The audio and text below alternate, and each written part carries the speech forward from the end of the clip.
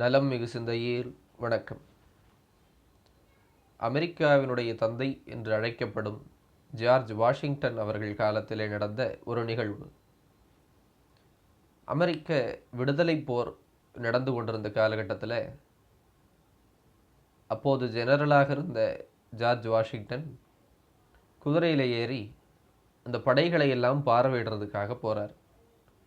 அப்படி போகும்பொழுது அந்த படைத்தளத்தினுடைய ஒரு இடத்துல ஒரு கட்டடத்தை எழுப்பி கொண்டிருந்தாங்க. அதற்கு ஒரு தூணை நிறுத்துவதற்காக ஒரு 6-7 பேர் முயற்சித்து கொண்டிருந்தார்கள். அவர்களால் அந்த தூணை எடுக்க முடியும் என்றாலும் கூட அவர்களுக்கு அது சிரமமாக இருந்தது.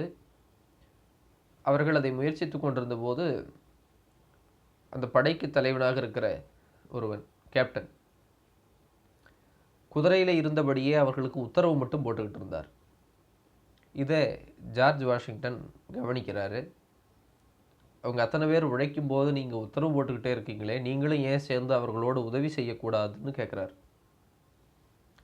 அப்போ அந்த மனிதர் சொல்கிறார், நான் அவர்களுடைய தலைவன், ஐ எம் தேர் கேப்டன், எனக்கு உத்தரவு போடுவதுதான் பணி, நான் அதைத்தான் செய்து கொண்டிருக்கிறேன் அப்படின்னு சொல்கிறார். இதை கேட்ட வாஷிங்டன் தன்னுடைய குதிரையை விட்டு இறங்கி அங்கு போராடி கொண்டிருக்கிற அந்த உழைப்பாளிகளுக்கு, அந்த சேவகர்களுக்கு துணையாக அவரும் போய் அவருடைய பணியில் ஈடுபட்டு உதவுறார். அந்த பணி முடிந்த பிறகு அந்த கேப்டன் கிட்ட வர்றாரு. உங்களுக்கு எப்போவாது இந்த மாதிரி பணிகள் இருந்தால் சொல்லி அனுப்புங்க, என்னால் முடியும் போதெல்லாம் நானும் வர்றேன்.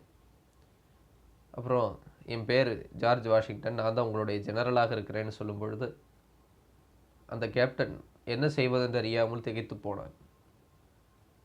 இது ஒரு சிறிய நிகழ்வு என்று நாம் பார்க்க முடியும். ஆனால் இது சொல்லுகிற செய்தி மிகப்பெரியது.